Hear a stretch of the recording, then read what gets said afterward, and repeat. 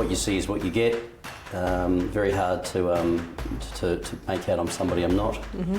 I was still working as an advisor in the business as well as trying to run a growing business. Part of growing a successful business is to actually employ the right people. Good growth means sustainable profits. You know, cash is king. People think profit's a dirty word, but without a sustainable profit, you can't pay your staff well. I think you have to have standards, and you have to hold those standards up. I never set out to do what is being done right now. You're listening to The Ultimate Leader's Edge, where we explore the mindset and methods behind great leadership. Today I'm joined by Brett Schatto, founder of Pride Advice, one of Australia's leading financial advice and wealth management firms, celebrated for its client-first approach and people-focused culture. Brett's leadership journey is built on purpose, trust and doing business the right way. Over the past 2 decades, he's grown Pride Advice from a small South Australian firm into a nationally recognised business. In this conversation, we'll explore how Brett has built a values-driven culture in a highly regulated industry, the lessons he's learnt scaling with integrity, and why human connection remains the ultimate measure of success. Welcome, Brett. A very big welcome to the Ultimate Leader's Ed podcast. Thanks for having me. I'm so excited to have you on here, not just because, of course, we're the closest of friends on the planet, but because I genuinely admire, from a business perspective, what you've been able to achieve, and I can't wait to unpack that further. But to get us all on the same page, tell us about Brett. For people who don't know you, give us the not the elevator pitch, but give us a little bit of the story of Brett and who you are today. Yeah, okay. Good question. Born and bred in the Riverland, in the country, and even though I've been in the city for many more years than I ever... You're a country boy. I still think that I am. So even though I've been in the city many years, I think I still act like a country boy. Yeah. So what you see is what you get. Very hard to make out I'm somebody I'm not. Very loyal. Straight shooter. Straight shooter, yes. Black and white, rules-based life. And I think that in a civilised society, you have to have those rules, otherwise there's anarchy. Yeah, yeah. And now, CEO of a business that I can't believe how much has grown. But walk me through the Pride Advice kind of transition to the multi-business that you are today. Yeah, I never set out to do what is being done right now. It's I suppose if you don't put a ceiling on what is achievable and you just go along the journey and you have some processes in place to guide you along the way, then you'll just end up where you get to, I suppose. It's scary, but you've got to be uninhibited in the way that you think, be controlled, and then, because what happens if you set a goal and you achieve it and there's still another 15, 20 years to go, what next? Yeah. So just keep going. And you are the king of reinvention. So, when we met, you were in fraud. Well, when I was in primary school and high school, I wanted to be a jockey. So you went from jockey to working in fraud? Well, from that, but I came down from Renmark and I studied for 2 years to be a naturopath. Wow. So I cannot see that. No. I mean, I kind of can, but it would have kept you challenged for about 3 seconds. As a 17-year-old, I was sitting there in class and a police car went past with the lights and sirens on, and being a bit of a nosy Parker, I thought, wonder what they're up to. And 2 weeks later, I applied for the police force and I started in January 1989 down at the police academy. Wow, because you have got that natural curiosity, and it's that questioning that I think when you finished there, were brave enough to go, what can I do? Went back to study, and then 3 years later became the top financial planning business, I'm going to say in Australia, but certainly in SA. Look, debatable, but in terms of being part of a licensee, we did win a national Practice of the Year award 6 years in a row. Which was only after a couple of years of you starting? A little bit more than a couple, but yes, it was. I I think I started the business in 2003, and I think we won our first award in, I reckon, 2013. So maybe 10 years. But there were other awards along the way. But the awards are just a nice thing to do. It doesn't mean much to the outside public, other than perhaps a recognition, a bit like getting a gold star on a bottle of red wine when you go into Dan Murphy's and you've got one without a star or one with a star. You know, which one do you grab? But it's excelling at every field that you're in. So whether it's you doing, the Mount Lofty Walk, the bike rides that you do, through in fraud, to starting a financial planning business, it wasn't too late. Like, you did that later in life, but set out to do it, and then just kind of wanted to be the best at what you did, and that just naturally helped you scale. Are you comfortable sharing that kind of scaling journey, just how quickly your team has grown and your business has gone from when you started to where you are now? For sure. So I suppose when I first moved from the police into financial services, I started my own business on, I think it was the 1st of June 2003. It was down at Blackwood. That's right, I remember that. The Blackwood office, and I had accumulated about $12,000 worth of recurring revenue. Geez, we'd all love a bit of recurring revenue in our businesses. That's right. And there was my rent was $12,000 a year. Right, so it covered that. Covered the rent, no salary, didn't cover the electricity, the marketing, the telephone bills. You had to sing for your supper. That's true. So we had in 2023 that was 20 years. So we're into the 23rd year now, and Pride's grown. We're part of now a large national firm, and I look after at this stage I think seven or eight firms nationally, and collectively we look after around $60 million. And how many staff? About 240, combination of onshore. I was waiting for you to say that, just for people to go holy moly. I mean, that is a big business to have scaled, particularly in professional services. Yes, and it's not easy. No. And a lot of that has happened recently. It has, but it's not me. I mean, when you start to get a little bit bigger, I mean, part of growing a successful business is to actually employ the right people. They're also leaders. They have ownership in the business, and you rely on them so that you can let go of the operation, so you can focus on the strategy. Yeah, and I think having had the luxury of being able to work with your team, you really do have best of breed in each of those roles. What has been, and I would say over 10 years maybe, you've seen the biggest growth there.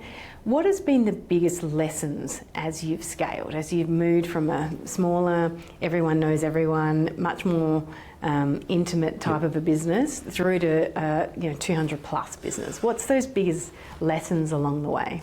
Look, I think the first one for me, I was still 10 years ago, or even 5 or 6 years ago, I was still working as an advisor in the business as well as trying to run a growing business. Yeah. So that was more organic back in the day, and just we were delivering what clients wanted. They love us, and so we were getting great referrals, which was fantastic. So we loved them, they loved us, and so part of that success was just that organic growth. So having to pivot at some point and make a decision I didn't have the time to be an advisor. So to let go of doing what I love, that was helping clients. Everything was a Sudoku puzzle.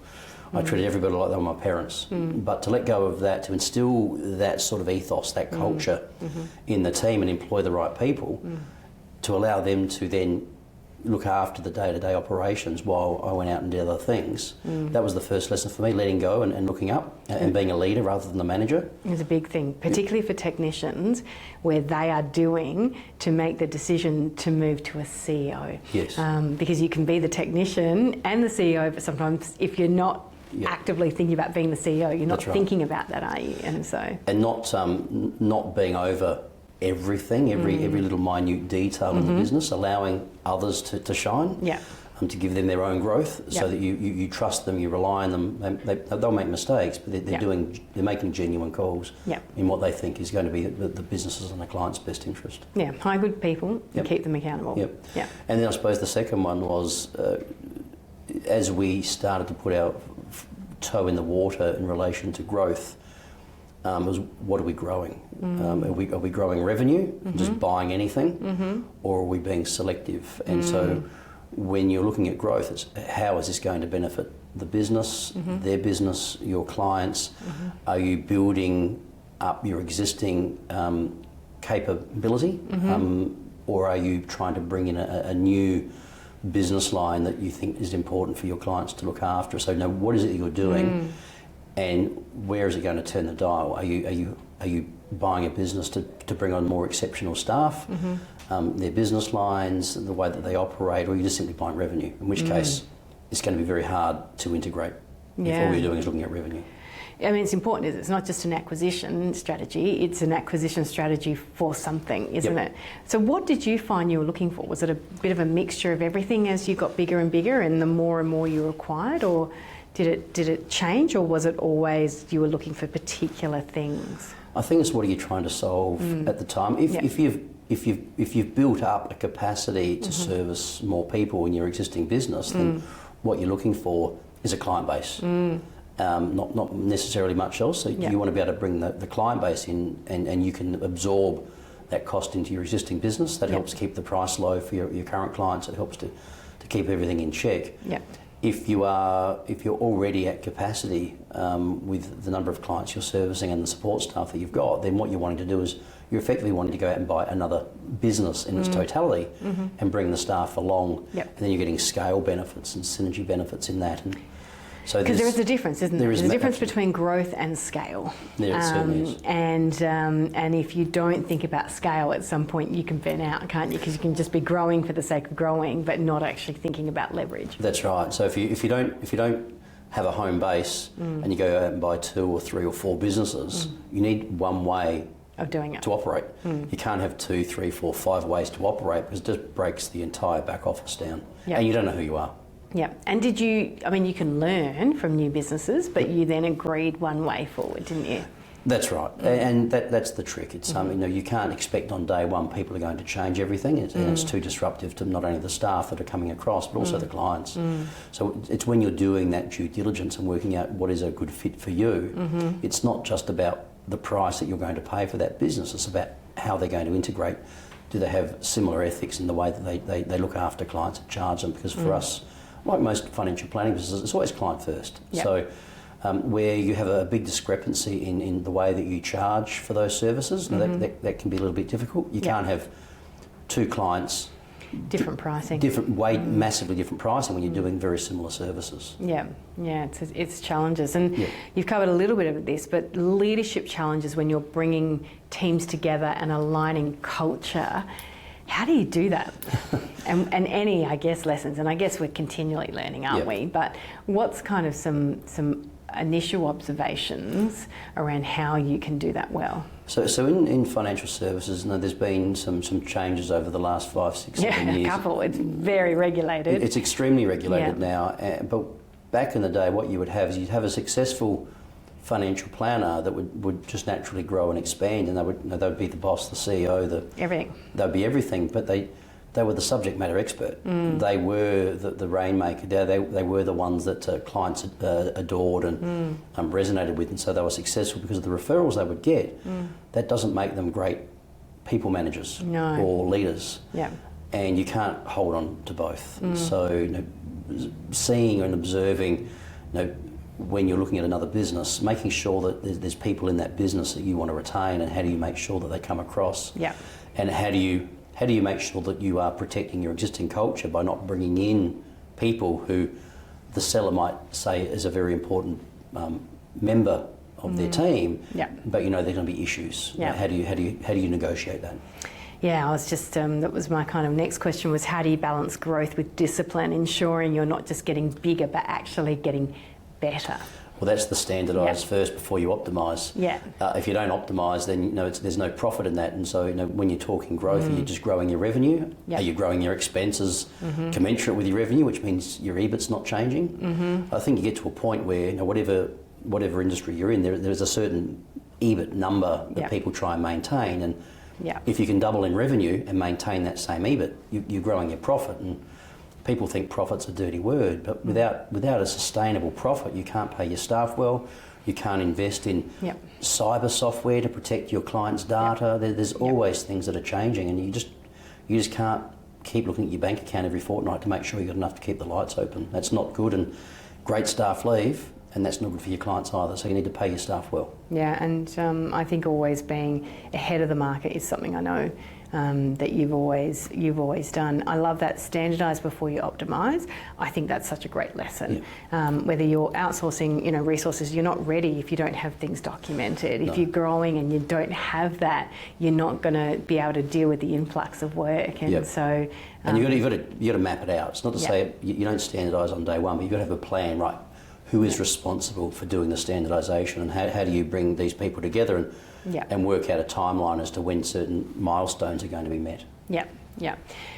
What's good growth to you? Maybe compared to what you might have seen earlier in your career. What does kind of the future now look like for you? What does that good growth for you look like? Good growth means sustainable profit. Yep. It's not growth in revenue. It's what are you actually growing? Yes. And I suppose a quasi measure of growth in profit is showing a healthy bank account balance. So, cash is king. Yep. So there's no point saying we're profitable when you don't have enough money in the bank to pay your bills. And you're over that. I mean, you have taught yourself that as well, where you are over the numbers.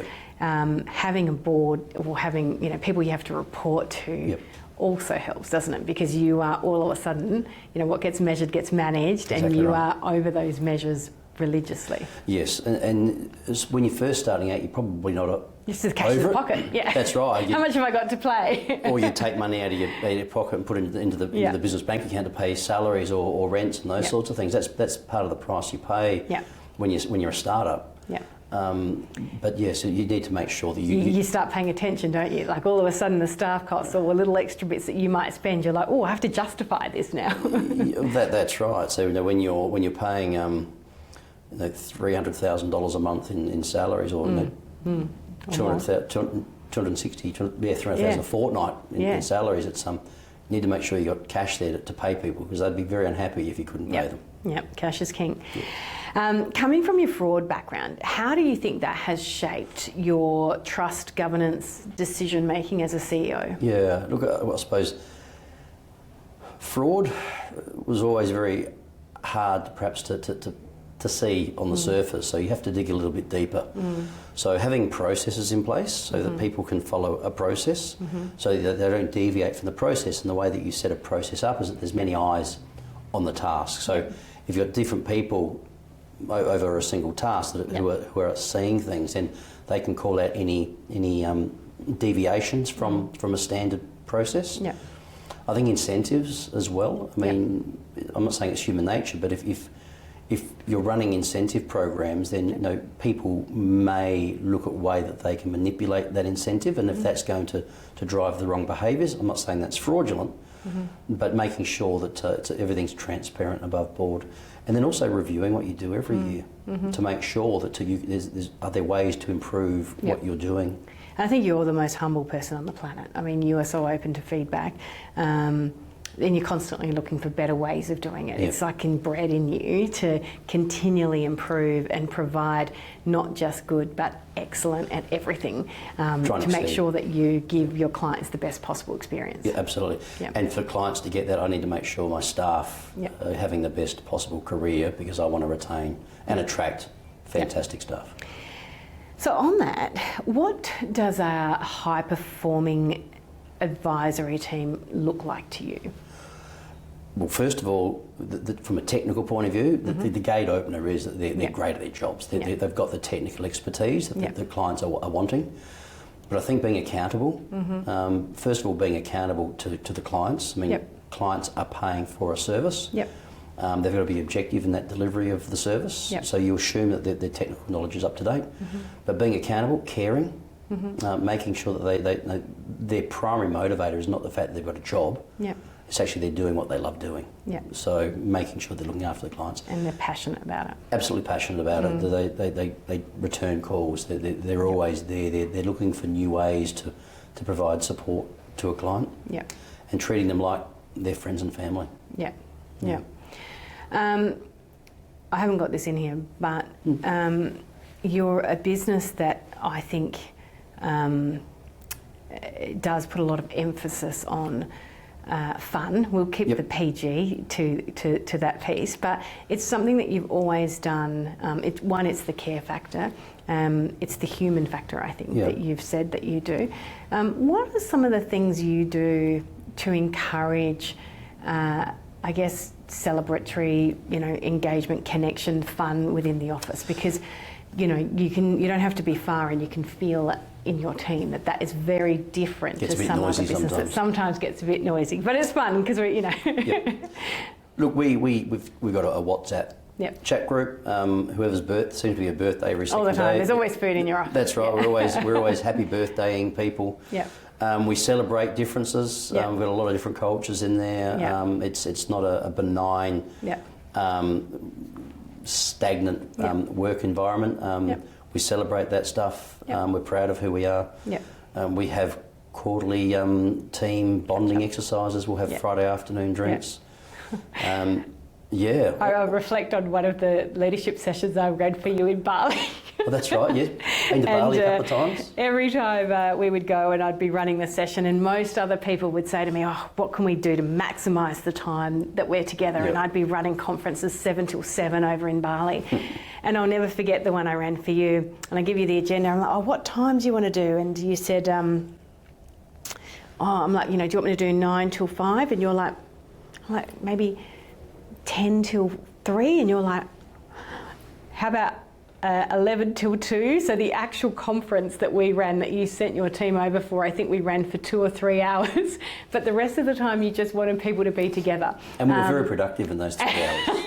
But actually, I run these all the time. I'd have to say it was one of the best that I've seen, because actually it was about genuine connection, which I think you've invested in very, very early.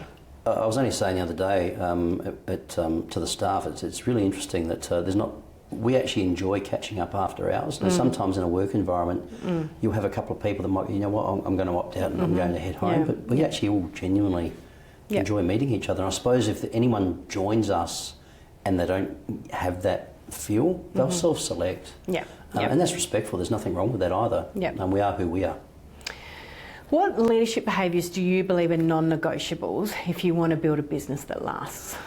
I think you have to have standards, and you have to hold those standards up. So you don't walk past things that you would ordinarily say, don't do this, and then you walk past it. You've tacitly given consent to that. So I think leaders... And you invest in that, and I picture that with the lion, the pride. It really is about that, I think, with your business. It's protection and safety in numbers. We're a pack, and it's not just us versus the rest. No, when you're a client, you're part of the pack, and we're there to look after each other. We're a real family that we don't care what others think or say. We just wander around. Yeah, and you've managed to keep that even as you've got bigger. I see the town halls you have, you just dial everyone in, and you still manage to keep that connection.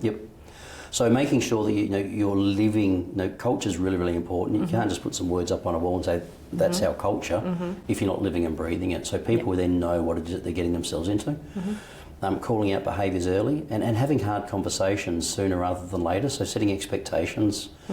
I'm lucky I haven't had to have that done too many times. Well, I think you get good people when you try and get out of the way, in a good way, right? Absolutely. You're definitely not a micromanager. You are also one of the most professionally developed people I know. I don't think is a thing that you haven't been to. Harvard, Stanford, Columbia, everywhere. What's the best bit of advice that you've got from that, do you think?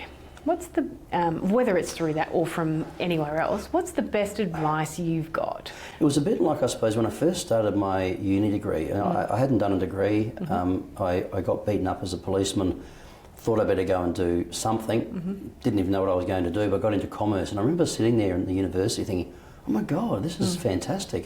Does everyone know this stuff? And no matter how much you think you know, you go along to these courses and you realise how little you know.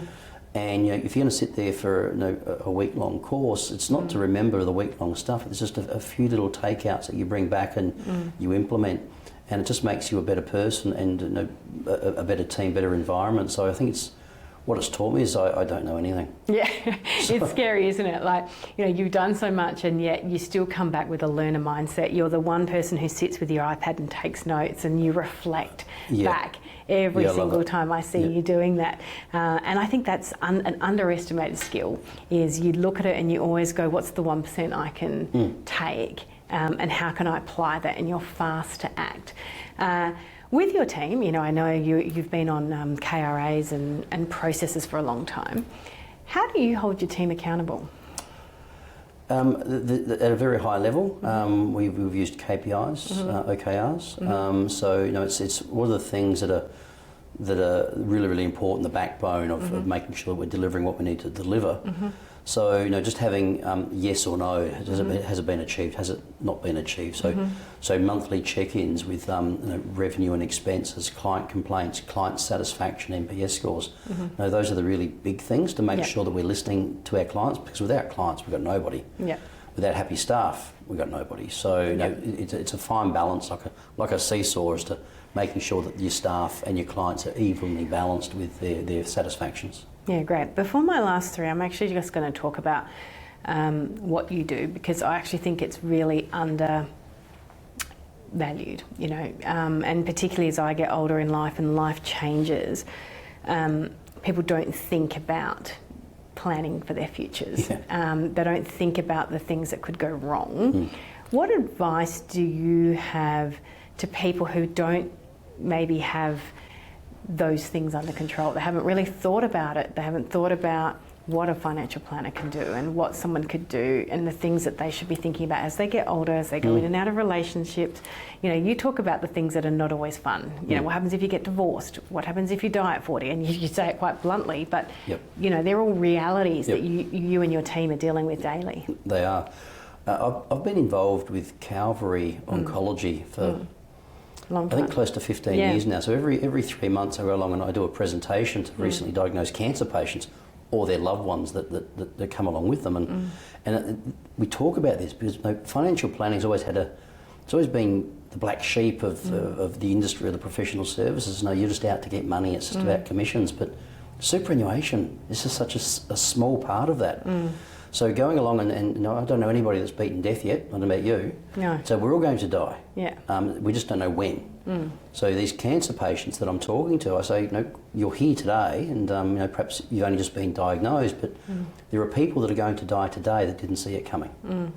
You've got a taste, whether this gets you or not, whether you die from the cancer or you die in a car crash in a fortnight's time, we don't know, but you should always have these things planned for.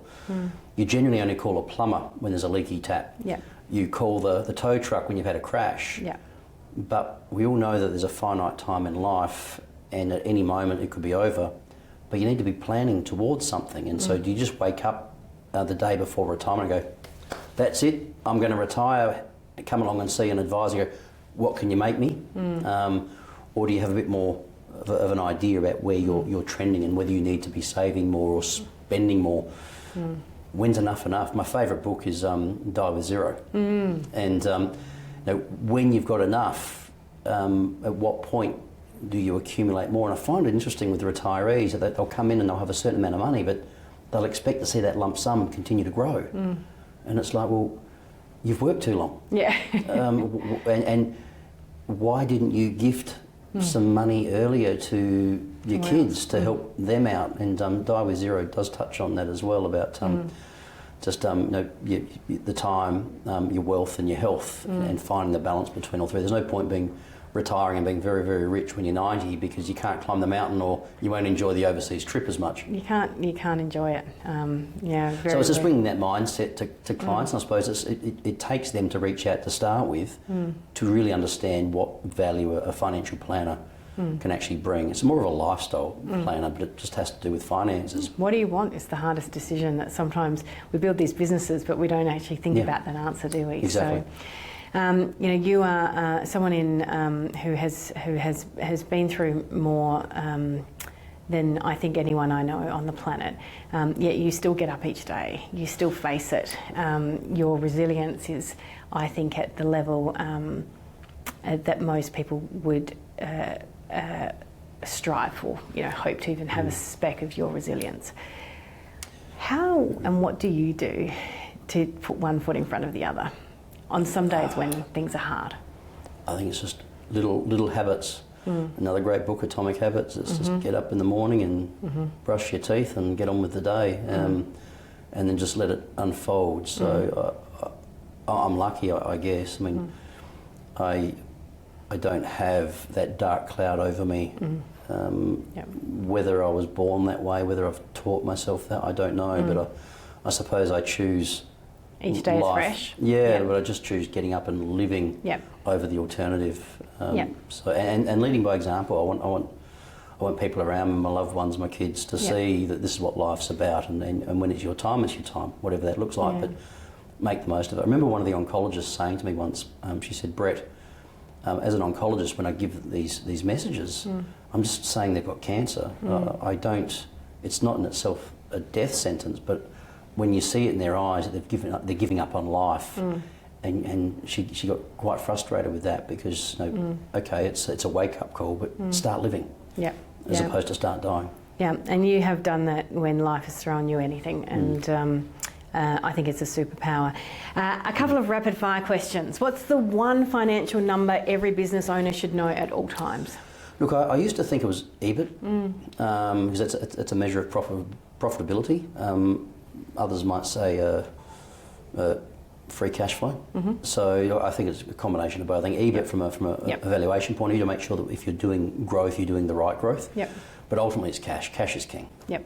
You see multiple leaders at multiple times. What's one mistake you see experienced CEOs make again and again? Not living the standards that they set, walking past behaviours that they don't call out for fear of the ramifications of being called out. The uncomfortable. They're not comfortable in the uncomfortable. That's right. So a leader looks forward, but at the same time, you've got to make sure the team below you is doing what they're supposed to be doing and calling it out if they're not, and having conversations and not being scared to have these people move on. It's their prerogative. People will come and go, and they will exit at the right time, I think. If you had a billboard for business owners across Australia, what would it say? Seek counsel. Yeah, always. You don't know everything, and you should always be sharing what you can with others to get some guidance about framing things. I've used you. I've used another mate, Simon. And you are a learner. Like you are, podcasting, listening to books, reading books. Like more than anyone I know. You're constantly trying to learn. Get counsel. Find a coach. You don't know everything. I love that so much. Brett, thank you so much for joining us. Thanks, many wise words of wisdom. Thank you for your time, and have an amazing rest of the week. Thank you very much. Thank you. Thank you for joining us on the Ultimate Leader's Edge. I hope you enjoyed the episode as much as I enjoyed making it. We'd love for you to follow us, like and share so we can reach as many leaders as we possibly can. If you want to go deeper in your leadership journey and stop being the bottleneck, then you can follow us at performancecollectiveacademy.com.